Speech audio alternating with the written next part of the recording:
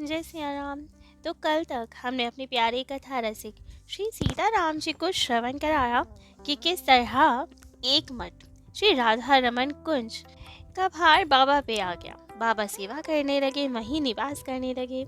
ठाकुर जी को बाबा की सेवा इतनी प्यारी लगी कि एक और ठाकुर जी बाबा के पास आए। एक और मठ की सेवा बाबा के पास हो गई। हुआ कुछ यूं कि एक दिन स्थानीय निवासी मुंशी बाबू किशोर मोहन सेन और डिप्टी मजिस्ट्रेट सब बाबा के पास आए और बोले कि बाबा, एक मठ है जिसका नाम है झांझ पीटा। अब उस मठ में नरोत्तम ठाकुर महाशय के आदेश से उनके शिष्य सेवा आदि कर रहे थे।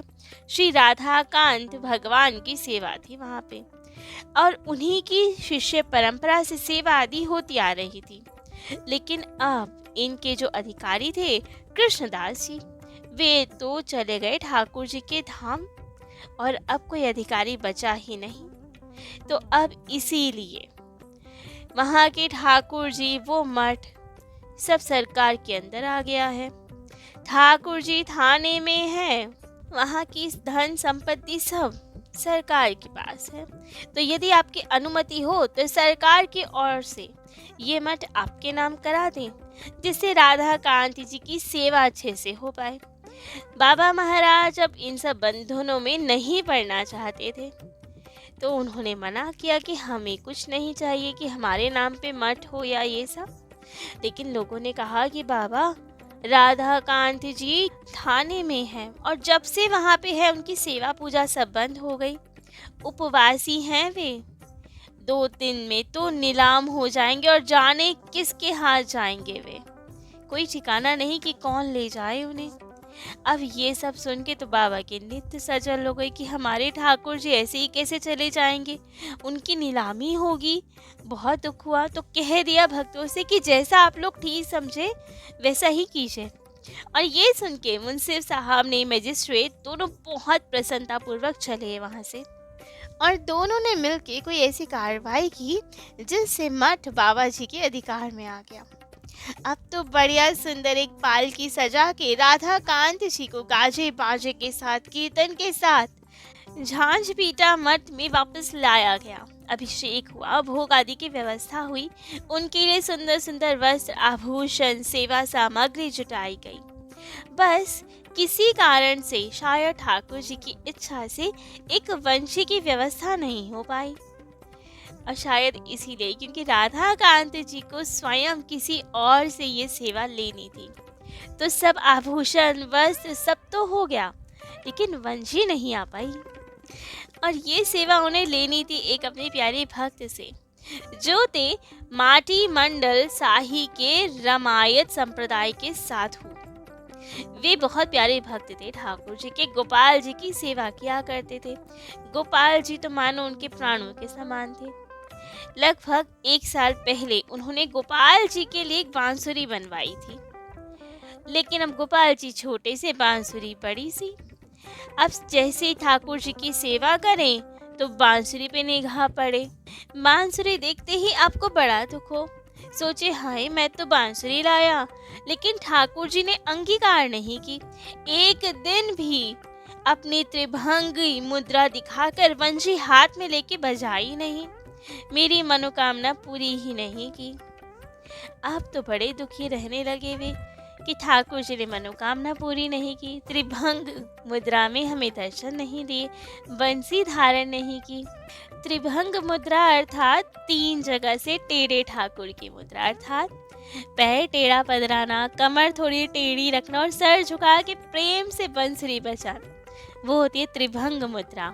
जैसे कृष्ण जी खड़े होते हैं, और उनके पास तो छोटे से गोपाल जी थे, और वो इतनी आसानी से त्रिभंगी मुद्रा कहाँ से धारण करें। तो अब एक रात्रि राधा कांत जी ही उन साधु के पास पहुँच गए। साधु सो रहे थे, उनके सामने जाकर उन पे हाथ रखा और बोले, बांसुरी घर में बंद करके दुख करने से क्या होगा, मुझे दो तो सही बांसुरी। अब साधु निद्रा में था, चमत्कृत हो गया, हैरान हो गया, बोले अरे आप कौन हैं, कहाँ रहते हैं, राधा कांति जी ने कहा, मेरा नाम राधा कांत है, मैं झांझ पीढ़ा मठ में रहता हूँ, वहीं आओ, मुझे बांसुरी दो। अब तो साधु बहुत प्रसन्न हुआ, सारी निद्रा भाग गई उनकी। रात्रि बची थी जबकि तुरंत उसी समय बांसुरी हाथ में लेके झांझ पीटा मठ की ओर चल पड़े, जबकि वे जानते नहीं थे कहाँ है ये मठ, लेकिन रात्रि के अंधेरे में ही चल पड़े। एक बालक आया, मठ का रास्ता बता के अंतर ध्यान हो गया और वे साधु पहुंचे झांझ पीठा मठ। राधा कांत जी की मंगला आरती में कुछ ही समय बचा था, तभी मठ पहुंचे और बाबा जी महाराज को, बड़े बाबा जी को अपना सारा स्वप्न बताया, सारा वृतांत बताया। बाबा जी तो गदगद हो गए सुन के, अश्रु बहने लगे। गदगद कंठ से बोले, आपका परम सौभाग्य है जो स्वयं ठाकुर जी आपके पास आके वंशी की भिक्षा मांगे। आरती के बाद अब तो ठाकुर जी के हाथ में बांसुरी दी और कहने लगे, प्रभु मैं नराधम हूँ, भक्ति किसे कहते हैं जानता भी नहीं हूँ, फिर भी आपने इतनी कृपा की, मुझे दर्शन देके कृतार्थ किया। इस भक्तहीन की मुरली को स्वीकार करके स्वयं भी सुखी हुए और मेरी प्रार्थना स्वीकार कर मुझे भी सुखी कर दिया। हे दया में दास की इस प्रीति को कृपा कर अब ऐसे ही बनाए रखना। अब तो बाबा जी महाराज ने भी उन साधु को बड़े प्रेम से अपने हृदय से लगाया और ठाकुर जी की ये लीला को देख के बहुत आनंदित हुए, साधु को विदा किया। कुछ समय बाद बड़े बाबा गए कलकत्ता। राय बहादुर प्रसन्न बाबू के बगीचे में ठहरे। उनके साथ राधा रमन जी का एक चित्रपट था जिसकी वे सेवा किया करते थे। अब एक दिन संध्या आरती के बाद एक व्यक्ति उनके पास भागा भागा आया और बोले कि बाबा, गणेश चंद्र को सांप ने काट लिया है। गणेश चंद्र साहू एक 16 साल एक उड़ीसा वासी लड़के थे। उनके दाहिने पैर के अंगूठे पे एक भयानक विषधर सर्प ने काट लिया था और लोग उसको लेकर प्रसन्न बाबू की बैठक में ले आए थे। अब जैसे ही बड़े बाबा को पता चला कि अरे इसको सांप ने काट लिया, तुरंत भागे वे उसके पास गए। जाके देखा तो बाबा को बहुत दुख हुआ। गणेश चंद्र जी बेहोश पड़े थे, उनके हाथ पाँव के जोड़ ढीले पड़ चुके थे, सारा शरीर नीला पड़ गया था। उनकी जिह्वा मुख से 6 अंगुल बाहर निकल आई थी। अब उस समय स्थान पर अवधूत ज्ञानानंद स्वामी के शिष्य कृष्णानंद स्वामी जी थे, गोविंदानंद वे भी थे। अब सब शिष्य तो थे। बाबा जी महाराज ने उन साथियों से कहा कि नाम संकीर्तन करो और कृष्णानंद बाबा जी से बोले कि देखो भाई, तुम इस लड़के को खड़ा करके संकीर्तन के मध्य में ले आओ। अब गणेश चंद्र जी को जब खड़ा करने लगा तो देखा कि उनका पूरा शरीर तो बर्फ के समान ठंडा पड़ गया था, हाथ पैर बिल्कुल ढीले पड़ चुके थे। तो उन्होंने बाबा से बोला, बाबा इसके शरीर में प्राण नहीं है, शरीर बर्फ की तरह शिला बन चुका है। बाबा ने कहा, तुम अपना काम करो ना, विचार करने वाले निताई चांद है, उनकी जो इच्छा होगी वो करेंगे। अब सुन के कृष्णानंद स्वामी ने उस युवक को बड़े कष्ट से उठाया, अपने कंधे पे डाला और भजन संकीर्तन जहाँ हो रहा था उसके बीच में ले आए और धीरे धीरे संकीर्तन की स्वर तेज होने लगा, गति बढ़ने लगी। थोड़ी देर में बाबा उद्दंड नृत्य करने लगे। सभी भक्त विभोर हो गए, सब अपनी देह की सुधि भूल गए, बाबा जी को देखते ही रह गए। लेकिन वो स्वामी जी युवक को और देर तक संभाल नहीं पाए क्योंकि शरीर इतना कड़ा हो गया था। उन्होंने उसे भूमि पर लेटा दिया और स्वयं भी अब संकीर्तन में नृत्य करने लगे। लगभग 1 घंटे इसी तरह नृत्य संकीर्तन होता रहा। तभी अचानक बाबा ने चौंक कर अपना बायां पैर गणेश चंद्र के मस्तक पे जोर से मारा और चरण का स्पर्श होते ही गणेश चंद्र जी के हाथ पैर के जोड़ दृढ़ हो गए। जिह्वा जो मुख से बाहर 6 अंगुल तक निकल गई थी वो मुख में चली गई, लेकिन शरीर का जो वर्ण था, जो नीला पड़ गया था वो वैसे ही था, चेतना भी नहीं आई थी। तब तो 10 मिनट और कीर्तन करने के बाद बाबा ने फिर से चरण प्रहार किया उस पे, और तब गणेश चंद्र जी की आंखें खुल गई। इधर उधर देखने लगा वो। उसकी तत्कालिक अवस्था देख के ऐसा लग रहा था मानो किसी अद्भुत अलौकिक स्पर्श का अनुभव हुआ हो उसे। अब व्याकुलता से इधर उधर देखने लगा वो। संकीर्तन जैसे चल रहा था वैसे ही चल रहा था। बाबा ने बैठक खाने का एक चित्र दिखाते हुए उस युवक को बोला, देखो ये पंच तत्व है तुम्हारे रक्षक। पंच तत्व अर्थात निताई, गौर, गदाधर जी, अद्वैताचार्य जी और श्रीवास जी। उन्होंने कहा यही हैं जिन पांचों ने तुम्हारी रक्षा की है, इन्हें दंडवत करो, प्रणाम करो। लेकिन गणेश चंद्र जी कहाँ सुनने वाले थे। उन्होंने तो व्याकुल भाव से रोते रोते बाबा महाराज के ही चरण पकड़ लिए और बोले, बाबा मेरे उद्धारकर्ता तो आप ही हैं। मैंने अपने नेत्रों से देखा है, आप मुझे उन दोनों विकराल मूर्तियों से छुड़ा कर लेकर आए हैं। उन्होंने मुझे पकड़ रखा था। उन मूर्तियों का स्मरण करते ही अभी भी कपकपी छूट जाती है मुझे।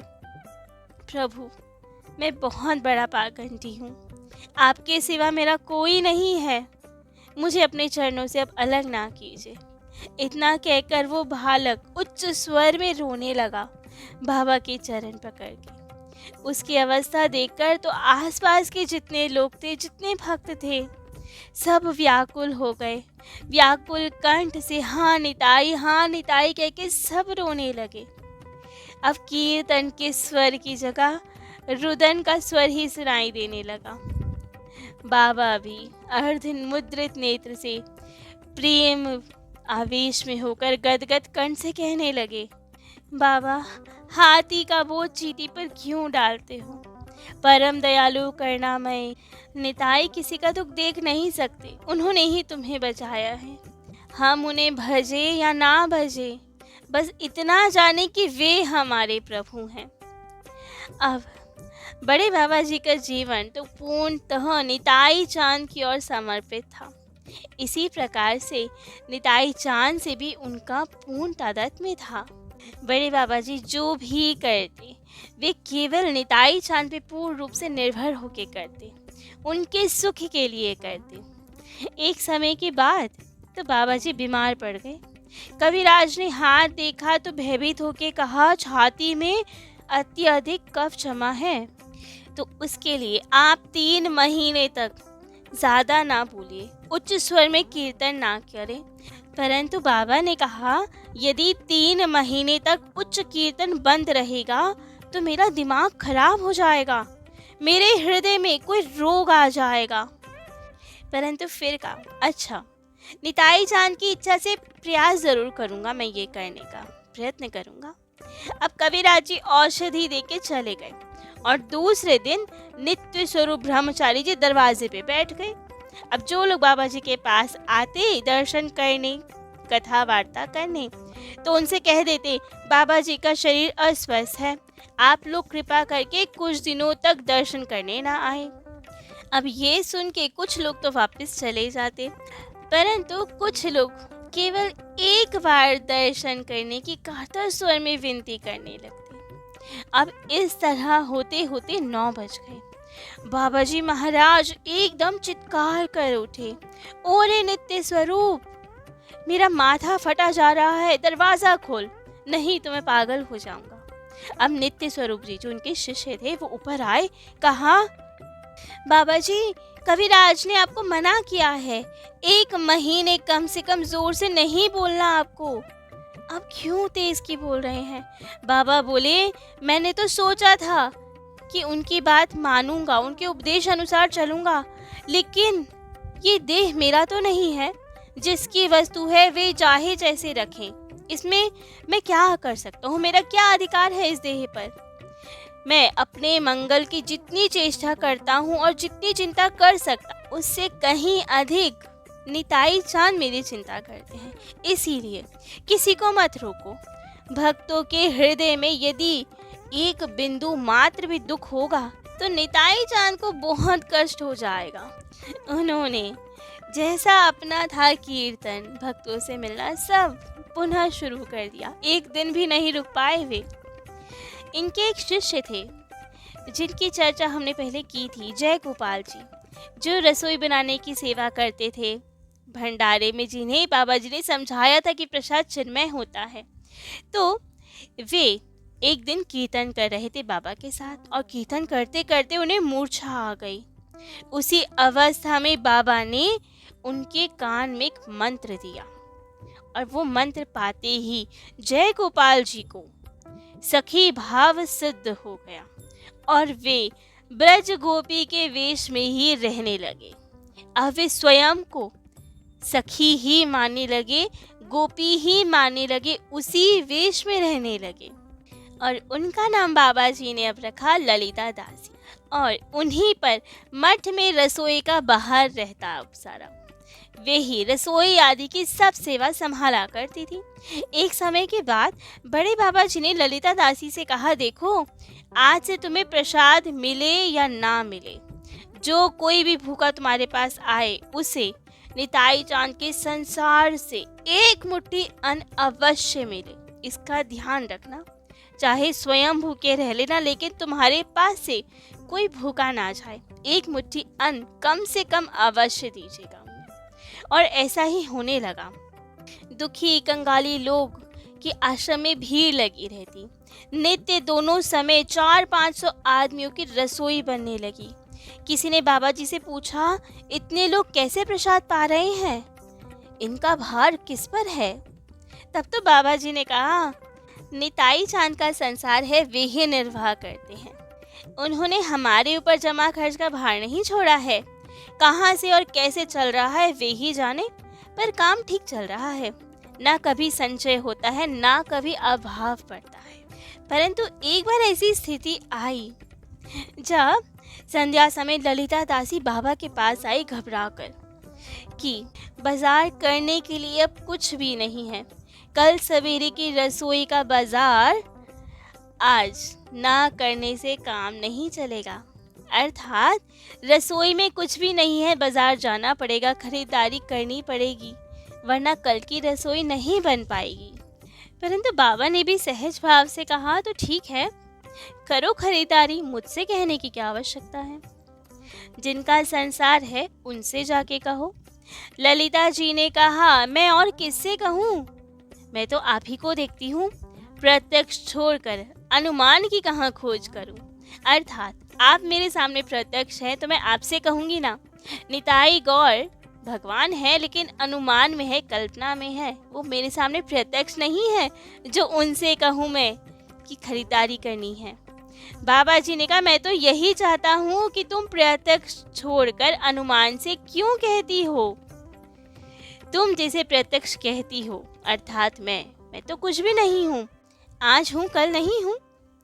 आज जिससे बातें कर रही हो सकता है कल उसके मरे जाने पर अग्नि में झोंक दो उसे। तो जिसकी सारी सत्ता है वो कभी अप्रत्यक्ष नहीं होता। तो निताई गौर ही प्रत्यक्ष है, मैं अप्रत्यक्ष हूँ। तो जाओ निताई गौर से बोलो, भ्रम का त्याग करो। निताई चांद के संसार में वास करती हो, अभाव अभियोग जो कुछ भी है उन्हीं से कहो, वे ही पूरा करेंगे। लेकिन ललिता दासी ऐसा नहीं चाह रही थी। तब तो बाबा जी ने कहा, ठीक है, मंदिर में जाके चाहे मेरा नाम लेके ही कह दो कि उन्होंने भेजा है। आपके संसार में दोनों समय 400-500 लोगों की रसोई बन रही है, और अब खरीदारी करने के लिए खर्च नहीं है। अब आप जैसा चाहे करें। तो अब ललिता दासी ने बाबा जी की बात मान के, आदेश मान के ऐसा ही किया, और बेमन से ही सही, क्योंकि उन्हें तो यही लगा कि बाबा ने इनको तसल्ली देने के लिए ये सब कहा है। इसलिए बेमन से ही जाके बाबा की सब बात निताई गौर के श्री विग्रह के सामने कह दी। लेकिन तभी 20 मिनट बाद ही बाबा जी महाराज ने उन्हें आवाज दी। जब ललिता दासी जी वहां पहुंची तो देखा बाबा के सामने 200 की 2 गड्डियां पड़ी हैं। एक साधारण सा व्यक्ति आया और बाबा से कहा कि मैंने सुना है ठाकुर के संसार में खरीदारी का खर्च नहीं है अभी, इसलिए कुछ थोड़ा सा दे रहा हूँ। ज्यादा देने तो योग्य नहीं हूँ, इसलिए स्वीकार कीजिए। अब ललिता दासी ये देख के हैरान कि 20 मिनट पहले ही निताई गौर से हमने कहा और 20 मिनट में ही इतना धन आ गया। तब तो बाबा जी के चरणों में पड़ी, कहा बाबा जी, मैंने तो केवल आपकी आज्ञा पालन करने के लिए बेमन से ही ठाकुर जी से प्रार्थना की थी। विश्वास और भक्ति का भाव था मुझ में, विश्वास और भक्ति के साथ प्रार्थना नहीं की थी। तब ही ये हो गया। बाबा जी ने कहा तब तुम ही देख लो, ऊपरी मन से प्रार्थना करने पर जो इतनी कृपा कर सकते हैं, यदि श्रद्धा पूर्वक उनसे निवेदन किया जाए, प्रार्थना किया जाए, भक्ति की जाए, तो वे क्या कर सकते हैं। जीव की संकीर्ण बुद्धि और अविश्वास ही केवल उसके दुख का कारण होता है। विश्वास पैदा करने का मूल साधन शरणागति है। अनन्य भाव से यदि हम ठाकुर जी की शरणागति ग्रहण कर लें, उन पे विश्वास कर लें, सदा प्रभु की अधीनता स्वीकार कर कठपुतली समान उनके संसार में रहें, उनके ऊपर ही निर्भर रहें, तो ठाकुर जी कभी किसी प्रकार का अभाव नहीं होने देते। और ये बात केवल कहने भर की नहीं थी। बाबा जी का निताई चांद के प्रति पूर्ण आत्मसमर्पण था। इतना अधिक था कि वे सच में स्वयं को कठपुतली ही मानते थे। सच में उनका देह निताई चांद जी का कठपुतली ही था। वे जो कुछ करते थे सच में निताई चांद द्वारा ही होता था वो। और इसका प्रमाण भी कई बार लोगों को देखने को मिला। क्या प्रमाण मिला, कैसे लोगों को आभास हुआ इस बात का, ये सब हम अपने प्यारे कथा रसिक श्री सीताराम जी को कल श्रवण कराएंगे। आज के लिए इतना ही। जय जय श्री सीताराम।